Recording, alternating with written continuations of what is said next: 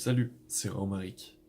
Dans cette vidéo, je vais te parler de plein de choses, euh, parmi lesquelles principalement, on va parler de création quand même. Ça va être le gros morceau, mais ça va être mélangé avec euh, de la logique, euh, l'univers, le recyclage, la responsabilité, la durabilité et voilà, plein d'autres choses. Euh, donc cette vidéo s'appelle Big Bang créatif puis synthèse et parle du processus que devraient suivre tous les humains et tous les organismes qui découlent de l'activité humaine, donc plusieurs humains ensemble, ou des choses que les humains créent et qui sont autonomes ensuite. Ce processus de création, en fait, il part toujours d'une phase d'expansion euh, exponentielle. Expansion exponentielle. Okay. Et deux exp. Donc c'est le côté Big Bang en fait. Quand tu nais, quand tu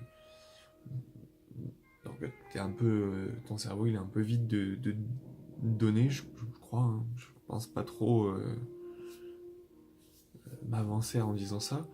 Et petit à petit, tu vas apprendre des choses et tu vas les apprendre de plus en plus vite parce qu'en fait, à la base, tu dois déjà travailler même ton processus d'apprentissage. Et une fois que tu as compris certains motifs de base, certains motifs pour apprendre, comme par exemple apprendre à parler, comme apprendre à lire, comme savoir observer, savoir essayer, oser euh, faire quelque chose, savoir solliciter une connaissance, voilà, toutes ces choses qu'initialement tu n'as pas, euh, tu les acquiers et tu donnes à cette expansion, donc à cette croissance des choses que tu sais, tu lui donnes le facteur exponentiel.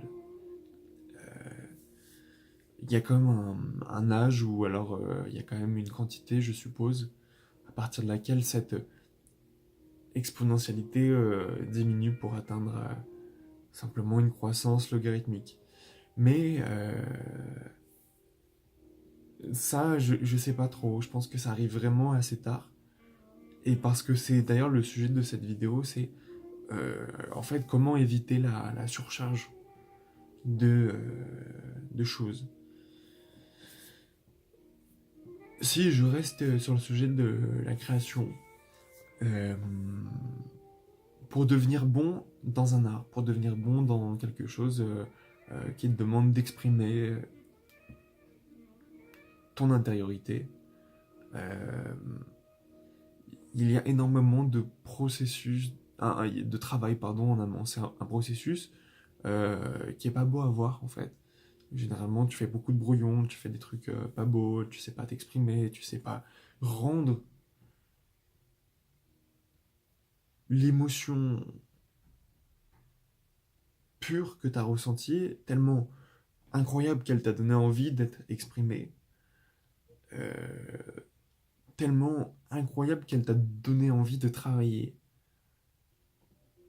le médium d'expression de cette émotion. Euh, Au début, tu prends un stylo, un crayon et tu fais le dessin d'un arbre parce que voilà, tu as décidé que il en valait la peine. Et que aussi ton temps ne serait pas mieux employé à autre chose, qui ne serait pas moins bien employé à enfin que le fait de prendre un crayon et de dessiner un arbre c'est quelque chose qui a de la valeur, et c'est quelque chose que tu as le droit de faire, parce que si tu as envie de le faire, ben t'es légitime à le faire, et rien ne peut contredire ça, si ce n'est tes instincts de survie. Si par exemple, là, t'as pas encore réussi à trouver de quoi te nourrir, alors t'as peut-être autre chose à faire que de créer. Mais très rapidement, ça ne demande pas beaucoup de choses de se sortir de la survie. Et alors d'avoir le choix entre qu'est-ce que je fais de ce surplus de temps, d'énergie que j'ai, et ben voilà, tu peux te dire, je vais travailler tel médium d'expression, tel tel art, voilà. Quelque chose qui t'attire, quelque chose, t'as pas besoin de justifier trop pourquoi, t'as envie de faire ça, à un moment il faut y aller, c'est tout. Parce que t'as forcément quelque chose à apprendre pardon, de quoi que ce soit dans l'activité, le contenu, la manière dont ça fonctionne, les gens que tu vas rencontrer, il y a toujours énormément de choses à apprendre. Voilà. Et donc c'est un processus pour se découvrir. Et si je reviens à l'apprentissage lui-même, quand t'es enfant, c'est un peu la même chose. Tu vas être attiré par plein de choses. Puis petit à petit, tu vas te connaître. Tu vas savoir que ça c'est bien, ça te repousse plutôt. Et donc tu vas avoir des centres d'intérêt et des choses que tu vas plutôt éviter. Et là, il y a un peu deux voies, si tu veux. Mais qui sont toujours dans l'expansion. Peut-être pas forcément exponentielle, mais tu peux continuer l'expansion de manière spécifique en agrégeant de plus en plus de données autour d'un sujet particulier et en repoussant plus loin les connaissances, c'est-à-dire en formulant des idées de plus en plus complexes ou de plus en plus abstraites. Et l'autre option, c'est de continuer l'expansion en euh, agrégeant des données sur des sujets différents. C'est un peu la différence entre, je reprends une phrase de Bruce Lee qui dit qu'il a plus peur de celui qui a travaillé un coup 1000 fois que celui qui a travaillé une fois 1000 coups, mais dans le domaine des idées, c'est un petit peu différent. Ça. Enfin, je pense pas que tu puisses créer à partir de 1000 idées non développées. Bien sûr, il faut faire une balance entre le spécifique et le généraliste. Et grosso modo, voilà les deux axes sur lesquels tu peux continuer de croître dans ta connaissance, dans les idées. Et donc, à force d'acquérir des idées, tu vas valider des choses et tiens, tu vas voir quelque chose, une situation va se passer et tu vas sentir que c'est le moment de ressortir une connaissance. Parce qu'on a besoin de ça. Par exemple, tu as compris quelque chose que les gens autour de toi n'ont pas compris, donc bah, ça semble normal que tu leur apportes ça. Tu remarques quelque chose, euh, bref, enfin, je vais pas me mettre dans les détails, dans les exemples, sinon je suis déjà en train un petit peu de me perdre et cette vidéo va être très dense alors. Continuons. Donc pour l'instant, on a donné à la création une forme un petit peu, voilà, comme ça, expansion, voire exponentielle, comme ça.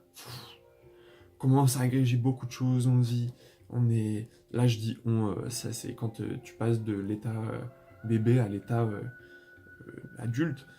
De plus en plus, tes sens sont ouverts, tes perceptions sont travaillées, donc tu peux gérer de plus en plus d'éléments. Tu réfléchis avec des choses de plus en plus abstraites. Si initialement tu entendais que des sons, tu entendais que même des stimulations, tu as appris à les abstraire sous forme de sons, puis en forme de famille de sons. Si par exemple il y a trois sons qui suivent, tu vas l'associer à telle chose et tout d'un coup, paf, ça va percuter, tu vas dire oh, bah alors, pareil, ça fait des phrases, par exemple, tu vas entendre ce mot et tu vas vouloir ressortir la citation d'un film ou quelque chose comme ça. Et plus tu vas grandir, plus tu vas être sensible à des choses, plus tu vas développer ta sensibilité à plein de choses, plus tu vas recevoir d'informations et plus ton besoin d'abstraire va être grand parce que sinon tu vas être submergé par les choses. Si maintenant je prends une comparaison avec le monde matériel, euh, plus tu grandis, et enfin plus tu vas développer tes connaissances, plus tu vas avoir besoin de vêtements, d'outils, de connaissances, j'allais dire de livres, mais voilà, je vais rester dans la connaissance en disant toutes les formes que ça peut prendre. Tu as besoin d'outils, voilà, je pense que c'est ça le plus important. Tu as besoin de plus d'espace, tu as besoin de plus de choses en fait. Euh, et quand je disais au début de la vidéo, il y a peut-être un âge, il y a peut-être un moment où cette expansion cesse et euh, parce que tu ne peux pas éternellement croître. On est des humains, on est limité. Si tu vas au-delà de ce que tu es capable de transporter, même au niveau mental, euh, tu vas dépenser trop d'énergie à te déplacer. Tu vas devenir euh, beaucoup moins souple, beaucoup moins adaptable. Et c'est pas quelque chose de souhaitable. Parce que le but, c'est toujours la survie. Et là, je te parle du monde des idées, mais ce monde des idées, il est là uniquement pour améliorer la survie. S'il n'y avait pas de survie, il n'y aurait pas de problématique. S'il n'y avait pas le- la survie et la sortie de la survie, il n'y aurait pas de problématique. Il n'y aurait qu'une éternité. Et alors, on n'a même plus besoin de réfléchir. Donc c'est parce qu'en fait, il y a cet enjeu de survie que on est forcé de réfléchir. Notre réflexion, l'intelligence qui nous est donnée par telle et telle circonstance, l'est uniquement parce que dans les circonstances qui nous ont créé, euh, nous, le corps malléable, comment dirais-je, l'enveloppe, voilà, euh, malléable, fusionné par toutes les conditions environnantes, a cette espèce de prise, cette espèce de transformation qui fait qu'on est des humains, des individus même, fait que t'as cru bon, ton inconscient t'a développé dans tel sens, puis dans tel sens, dans tel sens, dans tel sens. Il t'a fait ressentir telle émotion à tel moment, plus de stress, plus d'attraction pour ci et ça. Tout ça parce qu'il pensait que c'était le meilleur moyen pour ton organisme de se développer. Dans tous les cas, il y a quelque chose que tu ne peux pas perdre, c'est à abstraire en fait, à réduire le poids de tout ce que tu as pour le transformer en utile. Ça vaut pas la peine de trimballer 1 milliard de choses. Pareil dans la tête, ça vaut pas le coup de trimballer 1 milliard d'idées. Alors que si tu veux avancer vraiment sur quelque chose, il faut plutôt que tu te concentres sur 3 4 5 max 6 idées à la fois. Sinon tu te perds, sinon tu n'avances pas, sinon c'est diffus, sinon il n'y a rien qui peut se construire. Parce que tu n'as pas le temps de mettre de l'attention dans ci et dans ça. Donc c'est bien c'est normal de croire, de vouloir occuper de l'espace en fait, parce que c'est un petit peu naturel pour la vie de vouloir coloniser les espaces, mais euh, si on s'arrête uniquement à cette comparaison, on perd le pendant, c'est-à-dire euh, que la vie passe par d'innombrables phases de sélection en fait, d'adaptation, de sélection, et ce qui fait que alors nous, on est vraiment à l'époque, une époque particulière parce que l'énergie est pas chère à cause du pétrole, etc. Nos, nos constructions actuellement sont très, c'est pas phallique, hein, c'est comme des plantes, comme des arbres qui manqueraient de lumière, mais qui auraient beaucoup de ressources. Très grands, très fins, mais quand même pas très solides. Les gratte-ciel, les startups, les trucs comme ça, tu vois. Faut bien que tu comprennes que je parle en motif, c'est-à-dire, des fois, je vais prendre, je parle d'un sujet, et puis je vais comparer avec autre chose. Mais ce qu'il faut, ça veut dire il y a un point commun, et que c'est vraiment plus ce point commun que les formes euh, que, que ce motif peut revêtir qui m'intéresse. Voilà. Ça fait partie de ce processus d'abstraction, de savoir mettre des motifs à la place d'employer les formes. Parce que les formes sont un peu trompeuses, elles sont trop nombreuses, elles sont changeantes. Les motifs sont plus stables et euh, ne perdent pas leur capacité à s'adapter à plein de situations. Donc reprenons-en. Reprenons. Non, je vais finir sur le côté les gratte-ciel machin. Euh, Avec les réseaux sociaux, avec tout ça, on a les médias sur internet, les vidéos, les trucs. Euh, la télé, même la radio, les podcasts, tout ça en fait, tout ça participe à une connexion de plein d'idées à laquelle normalement nous, les grands singes, on n'est pas censé se connecter normalement. Et en fait, on reçoit des informations du bout du monde, voire du bout de l'espace. On est inquiété par ce qui se passe ci là, ça ici. Euh, on a l'impression on doit tout savoir sur le monde entier. C'est une situation très angoissante, très stressante. Et indice, ce n'est pas la peine. Et en voulant faire ça, tu contribues à amplifier ce phénomène. Alors que tu peux te dire, voilà, tu peux reconnaître que je suis un humain. Euh, je fais 1m90, un peu moins, un peu plus. J'ai des bras qui font une envergure de 2,50 m, un peu plus, un peu moins, j'en sais rien. Voilà ma zone d'action. Euh, je connais 3 quartiers autour de chez moi. C'est ça ma zone d'action. Qu'est-ce que je vais vouloir avoir un avis sur ce qui se passe dans tel pays, voire dans telle région? Dans le monde du futur, dans une démocratie optimale, bien sûr on touchera à tout. On sera intéressé à la fois par la planète et toutes les biorégions, toutes les échelles de biorégions, notre ville, notre maison, tout ça. On aura responsabilité sur toutes ces choses.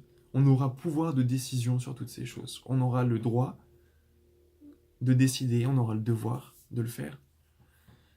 Mais pour gérer toutes ces informations, elles devront être hyper abstraites. Ça sera sans doute ludifié comme un jeu. Tu recevras des notifications un peu non intrusives, hein.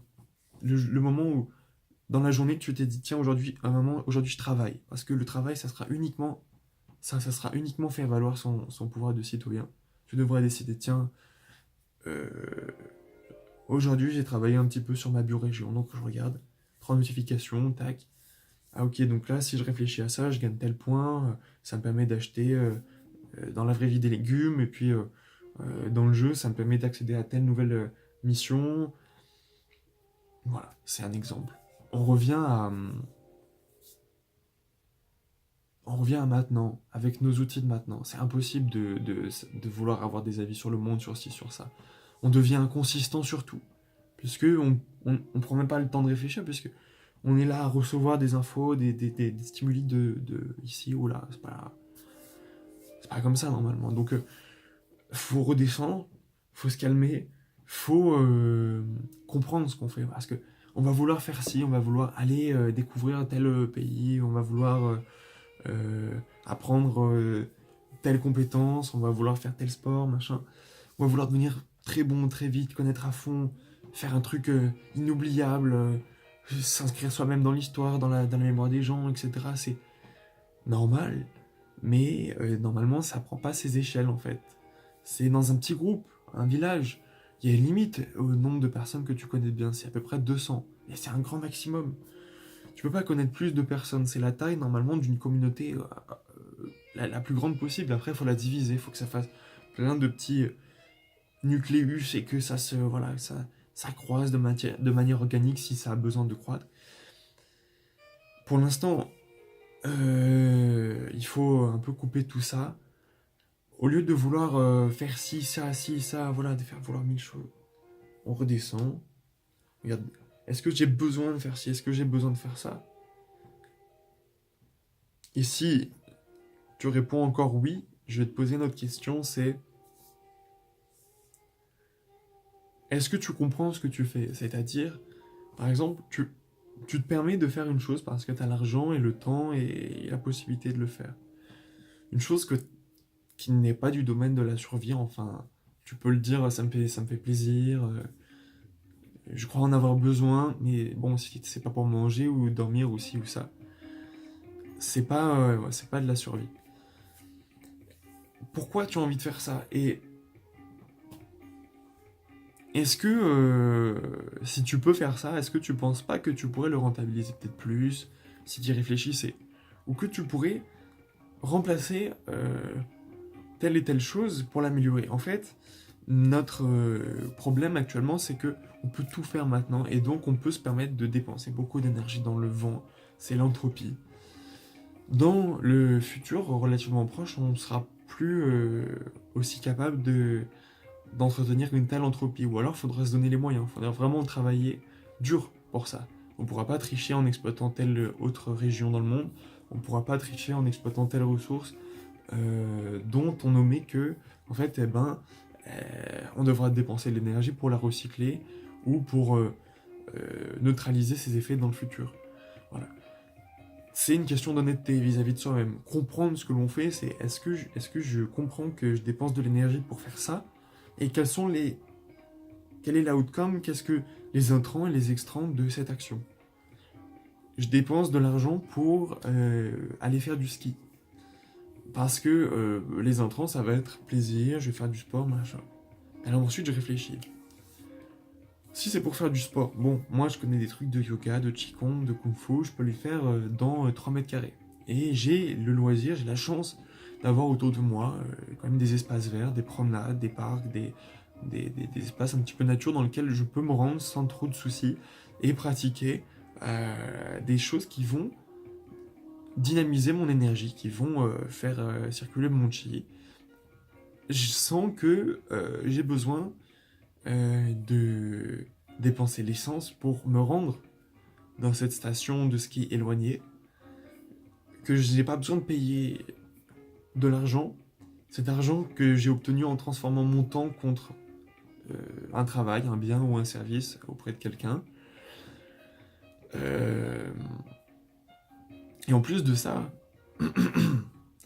je cautionne bon, le côté intrusif de la station dans la montagne, le fait qu'on a détruit des écosystèmes de taille réduite ou plus ou moins grande, hein, quand même, c'est quand même pas évident de couper une forêt en deux comme ça pour tracer une ligne de ski.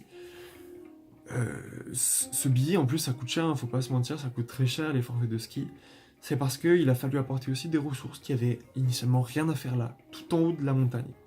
En fait, la montagne, hein, pour ceux qui comprennent pas les motifs élémentaires, c'est euh, un endroit stérile. Le haut des montagnes, c'est stérile.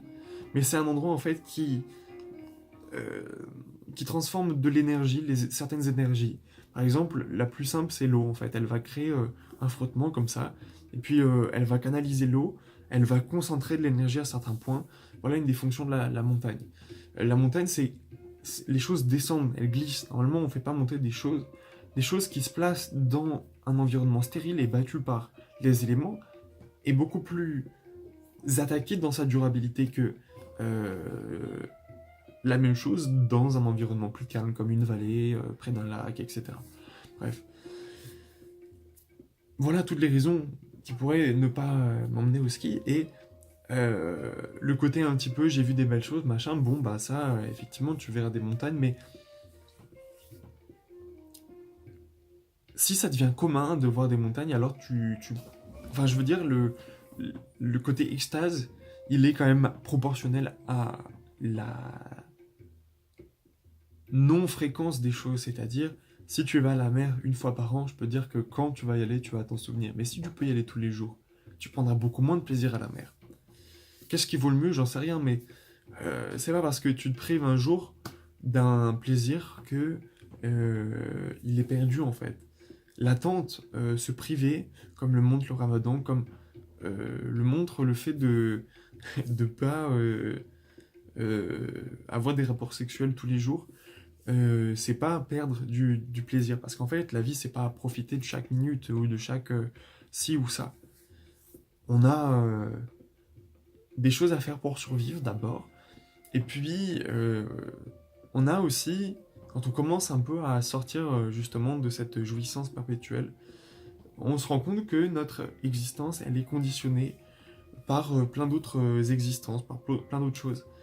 Euh, que le simple fait qu'on soit vivant, qu'on soit capable de se nourrir, en fait, dépend de beaucoup d'autres personnes. Et que peut-être certaines de ces personnes, malgré le fait que nous pouvons jouir de telle et telle chose, ces personnes ne peuvent pas se le permettre. Pourtant, on est dans une relation d'échange. Mais si cette personne n'a pas ce que j'ai, alors que je peux prendre ce qu'elle a en plus grande quantité, alors d'une certaine manière, je suis quelqu'un de malhonnête et c'est pas nécessairement ce que je veux. Il y a aussi le fait qu'il y a des ressources qui étaient réparties à tel endroit et tel endroit avant même ma naissance et j'en suis pas responsable. Mais maintenant, je suis responsable parce que j'ai de l'énergie qui circule à travers moi, de l'argent, des calories, enfin plein de choses.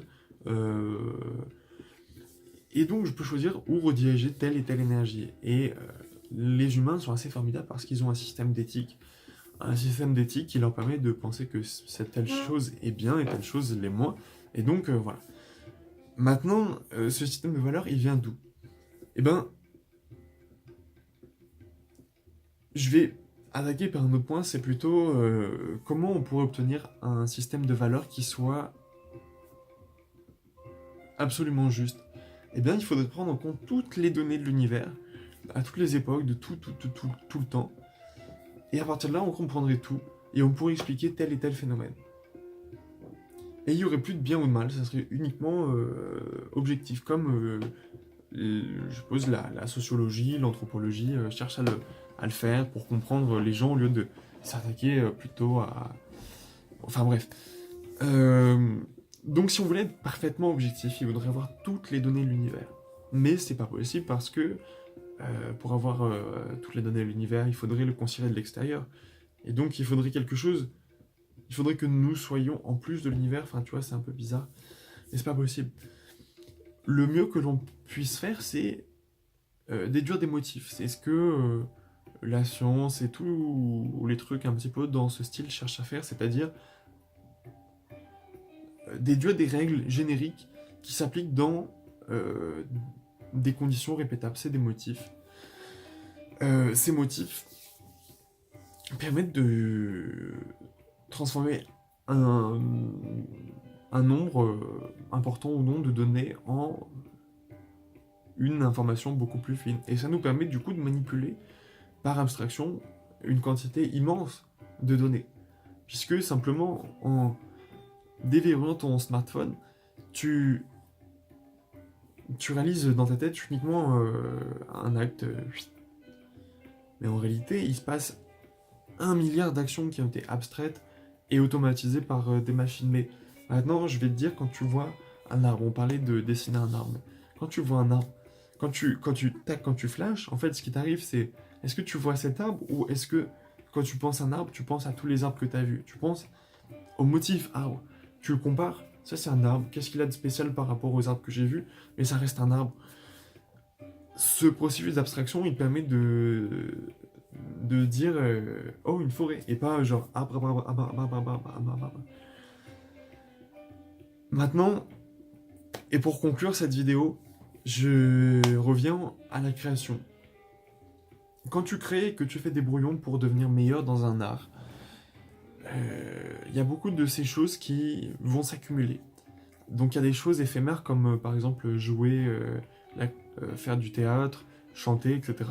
Généralement ça prend pas trop de place puisque c'est dissipé. Pareil, si tu fais des dessins sur du papier et que tu les jettes, c'est dissipé. En revanche, dès que tu commences à enregistrer une de tes créations, à la stocker, ce qui fait la culture, notre culture humaine, ce qui fait qu'on est quand même assez spécifique des autres animaux, c'est le fait qu'on conserve notre action de création et qui du coup elle peut se partager dans le temps. Donc on crée des choses, on crée d'autant quand on découvre, quand on se cherche, on crée énormément de trucs.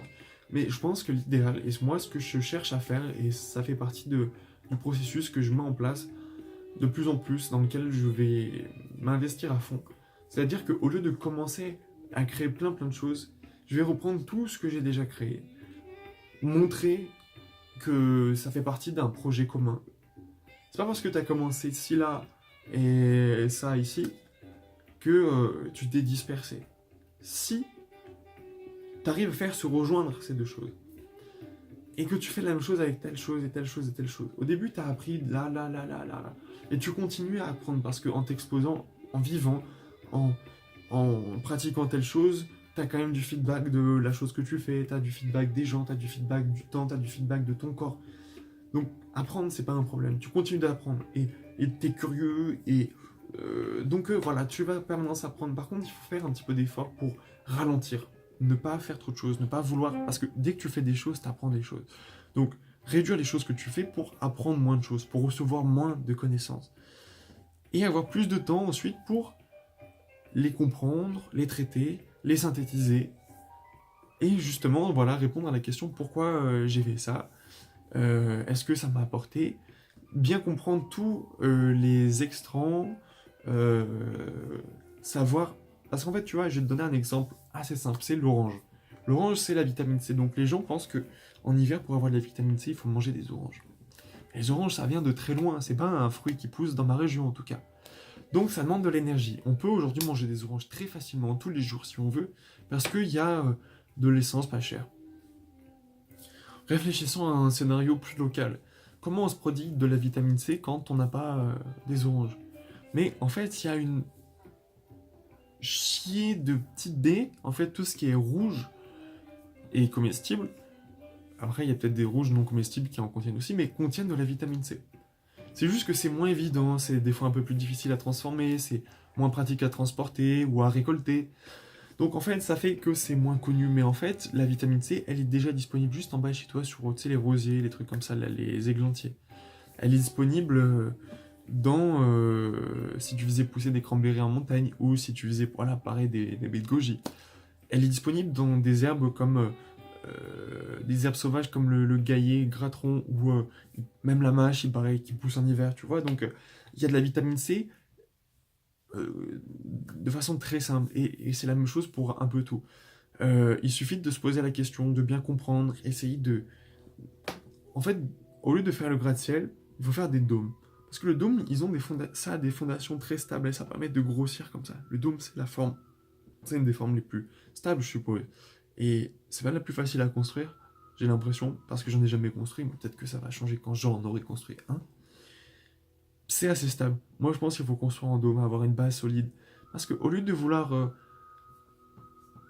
aller visiter telle ville, par exemple, y passer 2 jours et dire j'ai fait telle ville, et le week-end prochain, je vais faire telle ville et je vais faire telle ville. En réalité, cette ville, elle a des siècles et des siècles d'existence. Le fait qu'elle ressemble à ça aujourd'hui est lié à 1 milliard de trucs, d'anecdotes, de petits machins, que tu peux voir dans la ville et tu peux comprendre. Parce qu'au final, si, il y a des gens qui sont allés faire du tourisme à la base.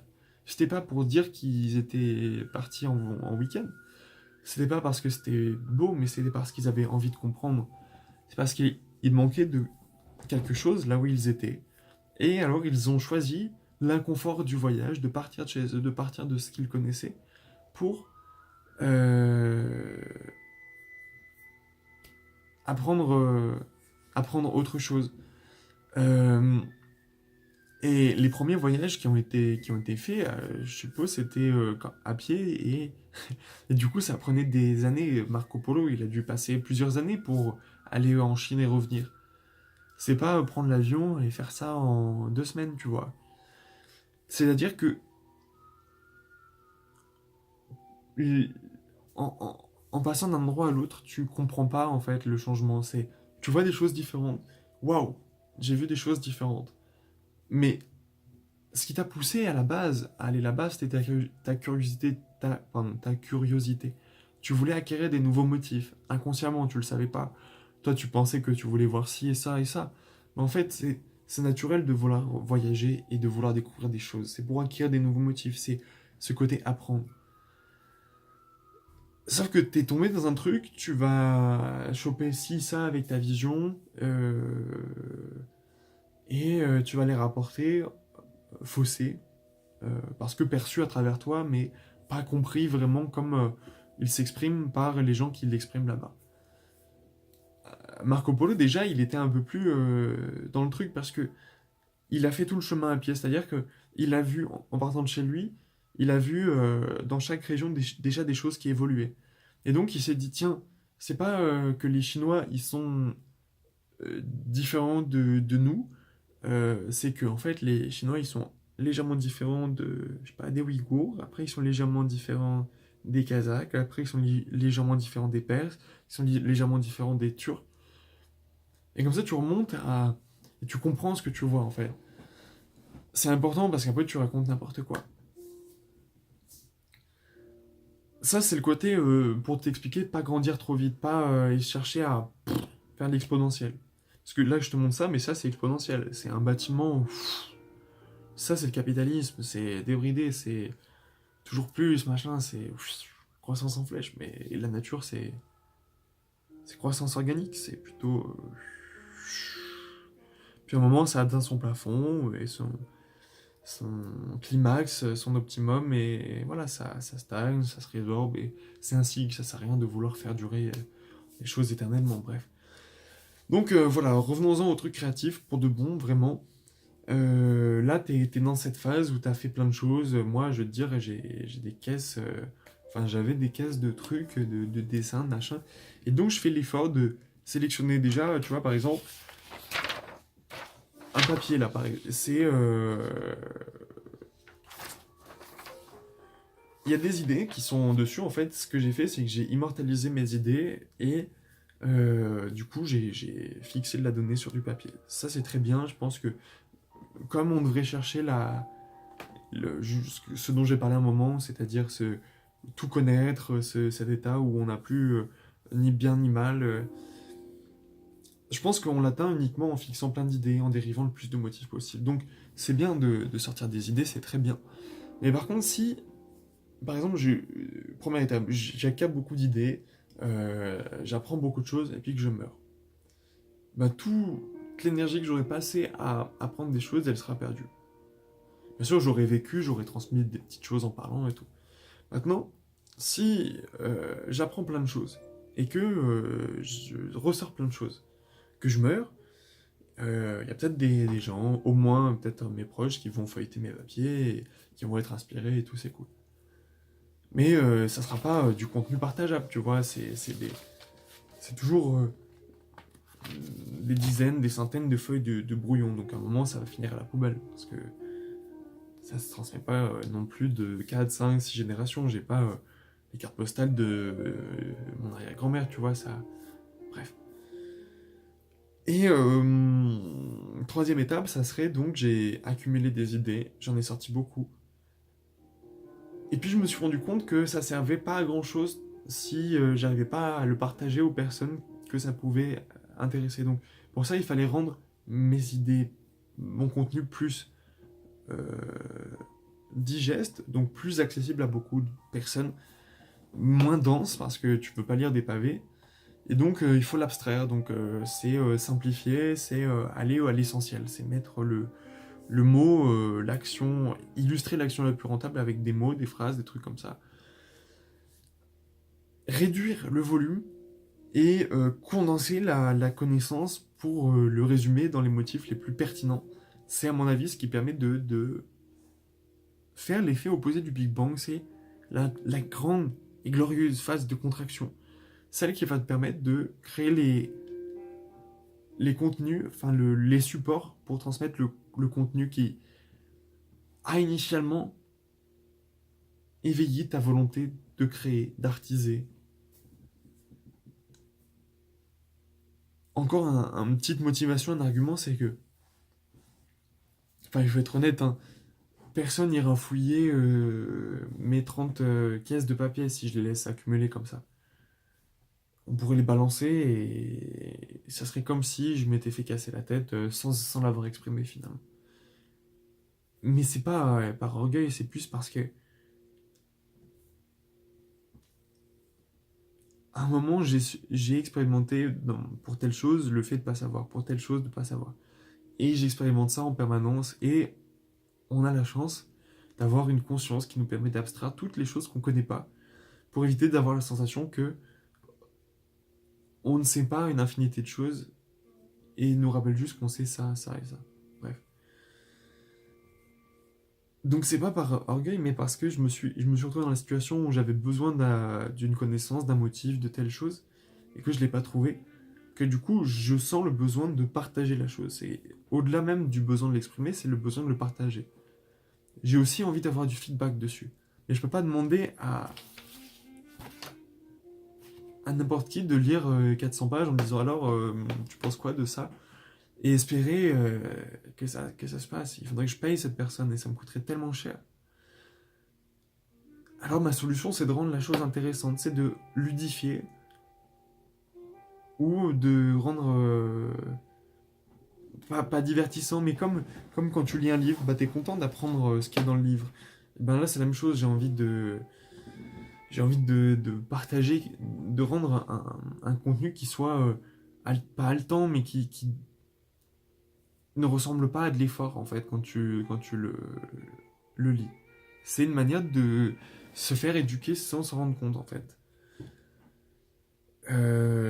Parce qu'au final, c'est ça, transmettre des motifs. C'est juste la pédagogie, c'est l'éducation, c'est la culture aussi, la transmission de la culture et sa préservation dans le temps. C'est difficile aujourd'hui par exemple en France, de savoir ce que ça veut dire être français parce que ça, d'une région à l'autre, et même dans une ville, d'un quartier à l'autre, ça veut dire des choses différentes. Maintenant, il faut réfléchir aujourd'hui, quels sont les motifs communs par exemple, qu'est-ce qui, quelles sont toutes les choses, et puis comme ça, on peut dire, euh, tu vois, ça c'est la raison pour laquelle il faut pas, il faut que je reste sur mes textes, parce que sinon je me perds et je sais plus ce que je raconte. Donc je vais arrêter là, et je vais t'inviter à condenser les choses que tu fais. Ne pas en accumuler un milliard, les recycler, soit en t'inspirant de ce qui a été, de ce qui a voulu être transmis par le support et en reprenant le contenu, soit en utilisant même le support, en le découpant, en le collant, en refaisant à partir d'une vidéo, des nouvelles vidéos, etc. Euh, voilà, je t'invite à faire ça. De mon côté, c'est exactement ce que j'essaie de faire, puisque j'essaie de reprendre toutes les notes, par exemple, que j'ai pu prendre depuis 4 ou 5 ans, les dessins, les motifs, les poèmes, les textes, enfin bref, tout ce que j'ai pu extérioriser. Au lieu d'en avoir des tiroirs, j'ai décidé d'avoir plutôt, par exemple, un PDF ou deux, enfin pas non plus à ce point-là de réduction, mais de regrouper les choses de manière condensée, sous forme partageable, digeste, sous forme qui donne envie aussi de donner un feedback, c'est-à-dire quelque chose qui est à ton tour, qui va susciter chez toi à son tour de l'excitation. Quelque chose qui va donner envie de réfléchir, quelque chose qui va aussi t'aider, te rendre, qui va t'être utile, que tu vas pouvoir appliquer. Voilà un peu, c'est un peu mon manifeste presque. Euh, voilà, voilà. Pareil pour mes vidéos, je faisais déjà une petite réflexion là-dessus il y a un certain temps où j'expliquais une photo que tu mettais sur Instagram et que tu partageais sur Facebook, elle était multipliée X fois sur des data centers et ça pesait un poids incroyable, c'était une énergie folle qui était finalement pourquoi en fait, finalement pour une photo, pour un truc, tu vois, c'est dingo des fois quand on y pense. Et donc, quand j'ai conscientisé ça, je me suis dit, c'est pareil pour mes vidéos. Il y a des idées qui sont intéressantes, mais globalement, quand je regarde mes vidéos, moi-même, je me fais chier. Donc, il faut que j'arrive à couper les morceaux intéressants, que j'arrive à les transformer en données qui soient pertinentes. Il se peut qu'à un moment, j'ai dit quelque chose de cette manière parce que ça me semblait juste, ou ça me semblait la bonne forme de le faire. Et ben, rien ne m'empêche aujourd'hui de revenir, de reprendre certaines idées, de reprendre certaines idées sur le contenu et la forme, et de les réutiliser.